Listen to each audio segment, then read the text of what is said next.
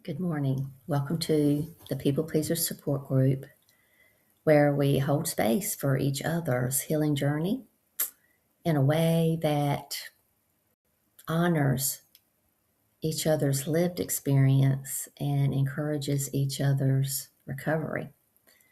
If this is your first time here, my name is Tina Rose, and I am a recovering people pleaser. I have been summoned to change the trajectory of your life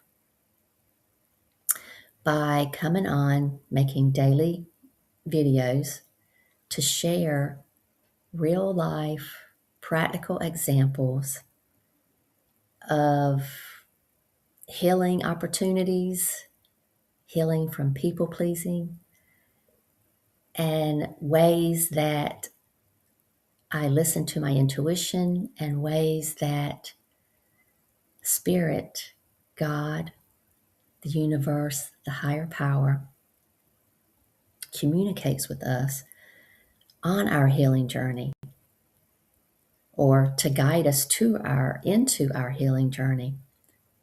We are never alone. They are always with us. And if you have been here before in this People Pleaser support group, welcome back, my dear friends in kindred spirit.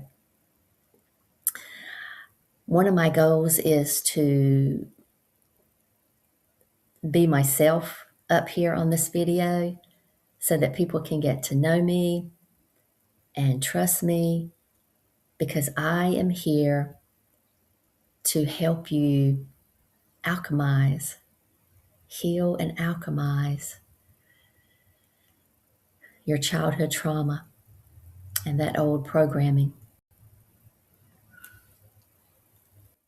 Just 2 days ago, I did a recording and published that video about the resistance I was having each day when I knew I wanted to do the daily video. And I recognized after 3 weeks that that resistance I was feeling was actually a heavy feeling of dreading to do it. And even though I've come out on the other side of healing my childhood trauma, I still have things to release, always a learning curve. But I don't, do a lot of the things. I've released a lot of the old beliefs around it, the childhood trauma, but I was still carrying that old feeling of dread. And I talked about it on that video. So that was a couple of days ago. I think it was on January the 8th, 2026. For those who watch this video a year or so from now. But I'm here to say that, and on that video, I actually had a release as I was talking about it and feeling it. It came up and I looked at it and I felt it. I allowed it. I honored it for what it is here, for what it was here to help me do back in the day, and how I had suppressed it and pushed it down and not looked at it. But now it was ready to rise and be seen and accepted and not resisted anymore. And since I had that yesterday and this morning, I didn't feel that heavy feeling of dread going into these videos. The only thing that is still here this morning was still that small desire to erase the unknown and wanting to know what I was going to get up here and talk about.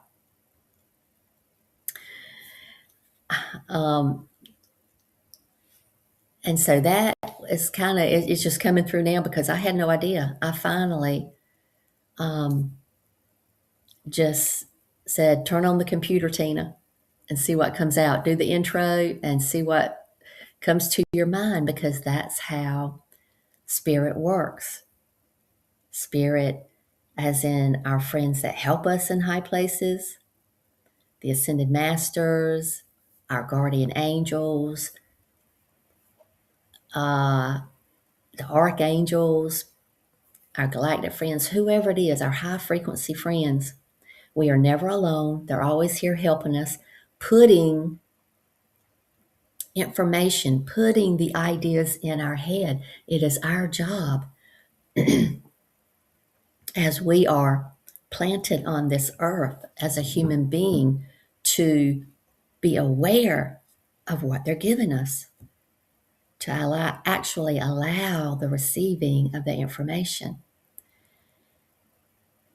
And we have to discern. Another big part of our job is to discern the difference between the ego activity, which is our human survival system, and discern that from the thoughts that our friends in high places are actually putting into our minds. I heard them say one time, and it's going to be paraphrased, but that we oftentimes want to take credit for those profound choices that we make, and all that kind of thing, but it's actually them. But we can be proud of ourselves and congratulate ourselves for doing the work from a human perspective, doing the work and making the commitments and the devotion to do it. And I can tell you that I spend so much of my time on this. This is what my world revolves around.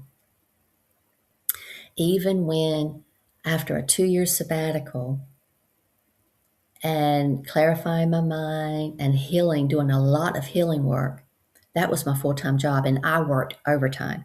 It wasn't just 40 hours a week being at home.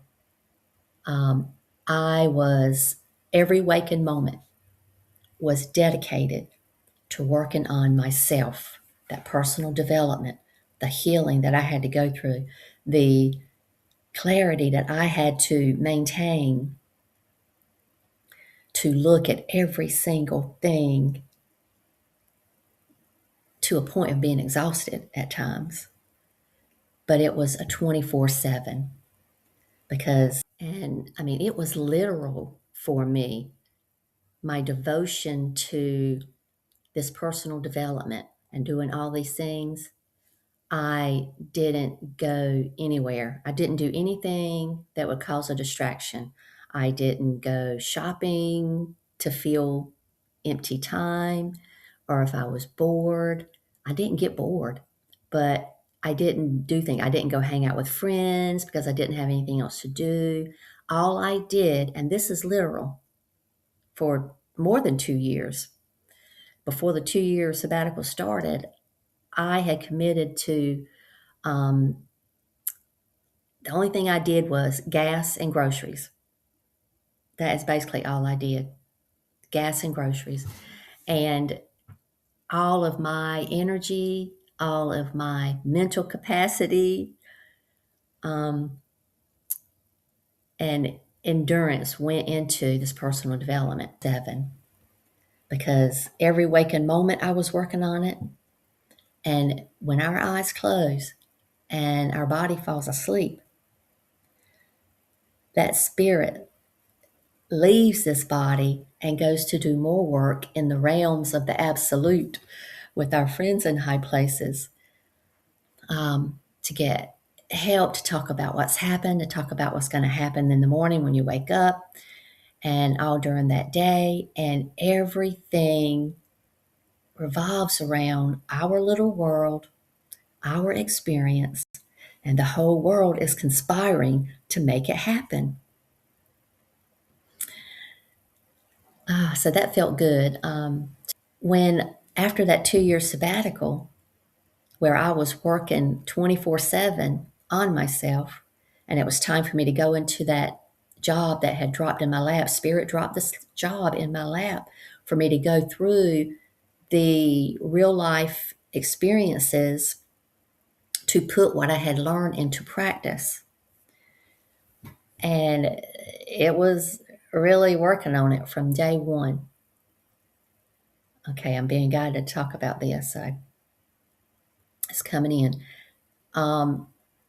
Yes, I had been told through previous private readings that the right job was going to fall right in my lap at the right time.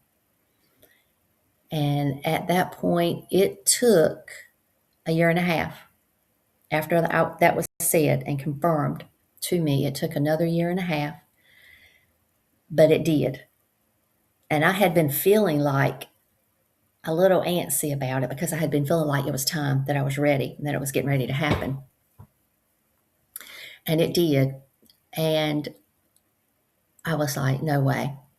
This cannot be what the job that I think it is. Because I had seen online, I think on LinkedIn, this job advertised. And once I realized who and where it was, I was like, no, I know that person. I had known them and actually known their family for 5 or 6 years. And I didn't want to work with that person. Yeah. And so I ignored it. When I first saw that ad on LinkedIn, I said, no, I don't want to do that. So I ignored it. And that was the job that dropped in my lap. I was contacted and invited to interview for that position. And so I was like, oh, goodness, I guess this is it, because that just dropped right in my lap.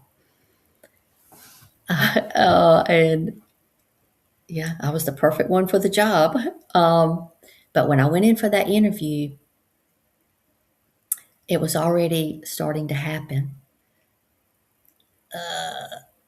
What I didn't know about that exact experience that, that unfolded that day, but I kind of expected. I know this person. And they were late for the appointment. They came in. They had a bag of what contained their breakfast in their hand after being late at least 10 minutes, maybe 20. But they said, I'm going to eat my breakfast and I'll be out. So I sat in the waiting room and it was burning me up. I was like, do I really have to do this? I know what I'm coming into. And I was standing. I remember there was a big picture window, and I got up and stood with my back to the office and just looked out that window at this beautiful tree. And there was moss on the ground around the base of that tree. And I just had the feeling that angelic beings were with me. I felt it. My fairy friends were there. And I just felt the energy of just a kind, receiving, elemental energy. And they were like, yeah, that's what I got. I answered their question. Do I really have to be here? Was my question. And I'm like, yeah, don't leave. Because I wanted to leave. They said, don't leave.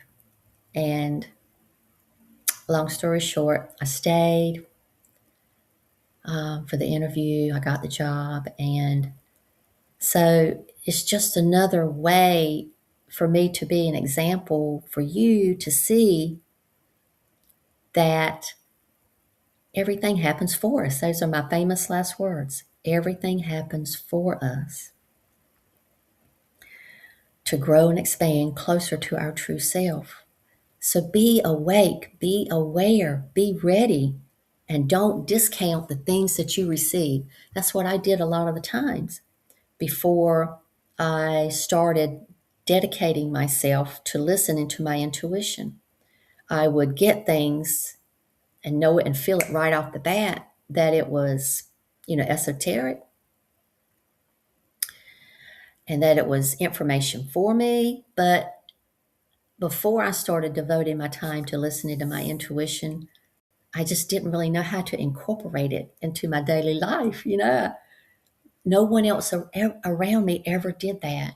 And growing up, I was discouraged from my abilities because it scared them, right? They thought, okay, if people do that, that means they need to go to the insane asylum and things like that, that nature. That was their paradigm.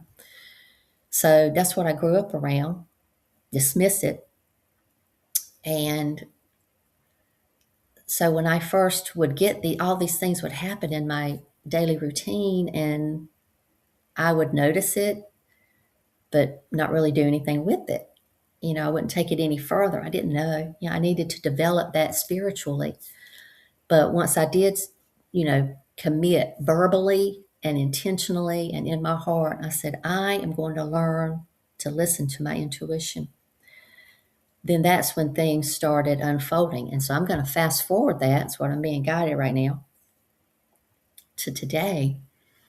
And when I get things in all the many different ways that we can get things from our friends in high places, from spirit, a lot of times these days, because I'm more practiced at it, I know right off the bat that it was from spirit. Because you have to discern, is this, my ego? And it can be tricky sometimes. So you have to know, but I guess what I'm trying to get to is you have to, or I recommend, if you're just starting out, that you find a way to feel in your body or know somehow a yes and a no. That's a good place to start. And let's see, I have them right here. One of the ways that I started out confirming, I took a class, and I will tell you her name. I think she still does it, but mine was, 5 years ago or so.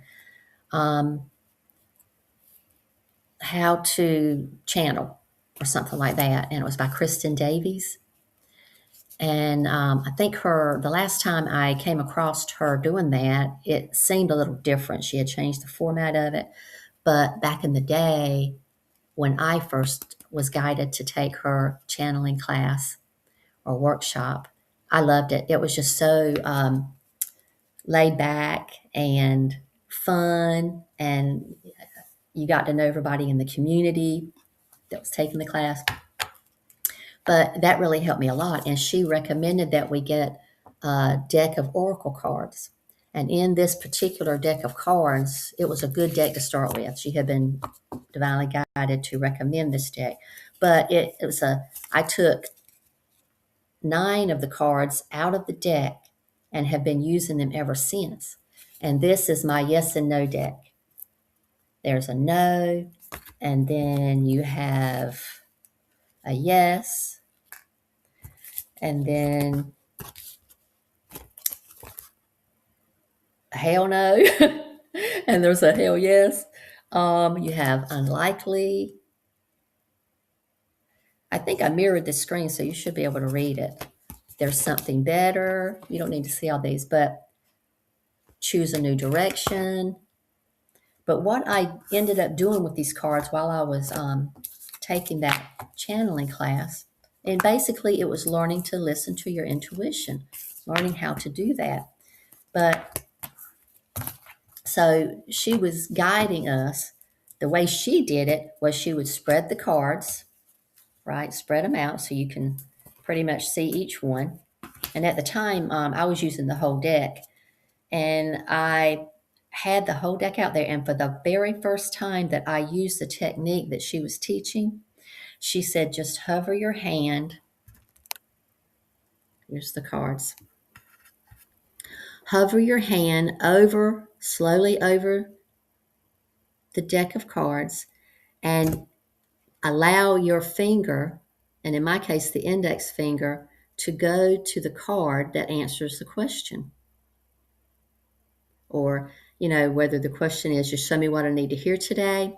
And so I'm going to ask a yes question and demonstrate. Okay, let me think of one real quick that I know the answer is yes. Okay, my name is Tina Rose. Unless this is real time. So I'm hoping it works. Let me get quiet. Focus on the question. My name.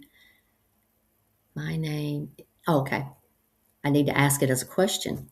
Is my name Tina Rose?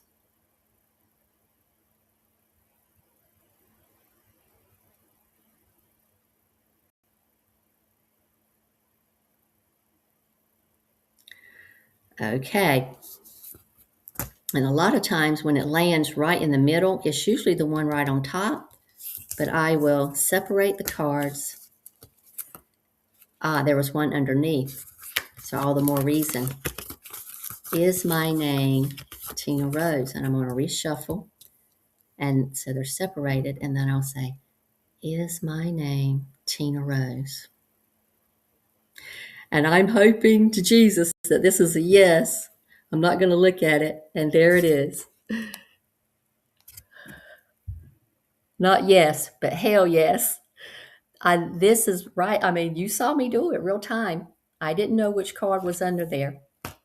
So there's your yes. So this was the technique that I started out with, learning to listen to my intuition. And these cards help give me confirmation. And it was needed because I might get something that says, if I ask a question like, was that energy that I just felt or that just spoke to me or tried to connect to me with me, was it Jesus, for example? Um, because I was learning, you can feel different energy signatures, sensations, the energy in your body and learn to recognize. Like one person, every time her nose would itch, it would, extensively, just continuously, she knew that Jesus was trying to get in touch with her or connect with her. So, like I would ask it, is this energy I'm feeling, is it Jesus? And the card would say, reconsider. And I learned over time that that meant um, you're in the same category or you're in the same, you're close, but reevaluate, your answer. And then I would go, was this Mother Mary? And then I would get a yes. Ask again, and I would get a yes, for example. Anyway, I feel like I'm rambling, but maybe that's today's uh, video, the information that I was meant to bring to you. And this how I started out, confirming what I was getting, because you're still learning how to read. Okay, this is ego activity, so I don't want to do that. I want the something better. I want the spirit knows better than I do what I need. My programming is such a contamination to my discernment, um, that we have to learn how to decipher and kind of filter and know.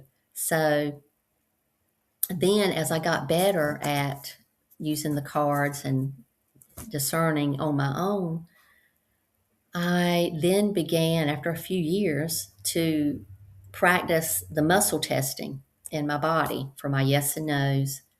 Um, and, you can do muscle testing as far as standing up, and I'll say, if this is a yes, then lean me forward. If this is a no, then lean me backward. And then I began to feel like if I'm standing at the grocery store and I said, I kind of want this, but is it bad for me? Whatever. And I could just kind of look, okay, the field is clear. And I would, right there in the grocery store, standing in front of that product, I would do lean forward for no and backward for no. Or I would put the products together. Which one do I need to get? And then let my finger go to it. I do not move my finger. I feel it's my guardian angel that moves my finger.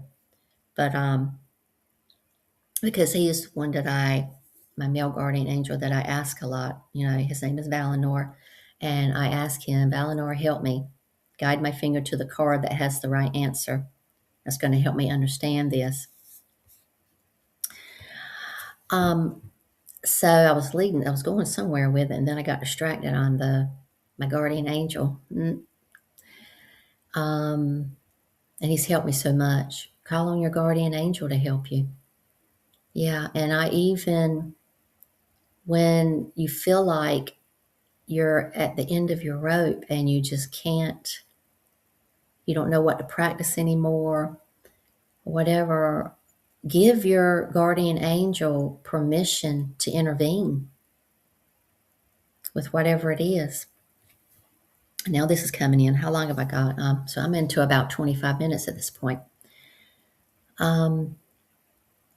But I did have a situation where I was doing that because early on, I didn't know. I was oblivious how to have boundaries, how to create my boundaries. So on a daily basis, I would give my guardian angel permission to intervene as he saw necessary. And my other friends of high frequency, ascended masters and whatnot. And they did. I was twice. The first time was I got a phone call from my mom, and she was doing this thing again. And I was so used to just dismissing it, not calling it abuse, whatever. And they intervened and they helped me see during the middle of that phone call and what she was doing, and that something came out of my mouth that I don't remember ever saying it that way to anyone, especially not her. But I said it, and it really took her back. It really did, and it took me back too. So after we hung up, I thought, wow. And then as I'm going into it, I used my cards to get confirmation, and my guardian angel Valinor had stepped in and intervened on my behalf, and it was what I needed because it led me to the next step of learning how to heal my distorted way of thinking and being. So I'm going to stop it there. Just given the time, I'm going close to 30 minutes at this point on the video, and I do want to keep it below 30 minutes because I don't know. I think it might attract people more to the video. I know for me these days, I don't. I see an hour video, and I'm like, I don't know if I want to hang around that long. But so blessed be, and my energy and my heart is fluttering. We love you. We thank you, and we hope we see you tomorrow. Bye bye.